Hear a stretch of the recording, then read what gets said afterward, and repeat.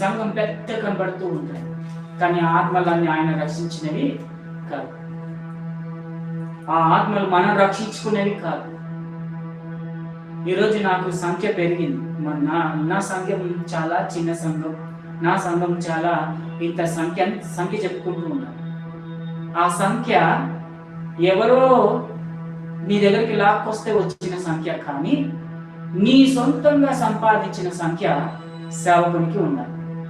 దాన్నే ఆత్మల భారం అంటారు. ఆత్మల భారం అంటే ఏంటంటే నీవు కన్న బిడ్డలై ఉన్నావు.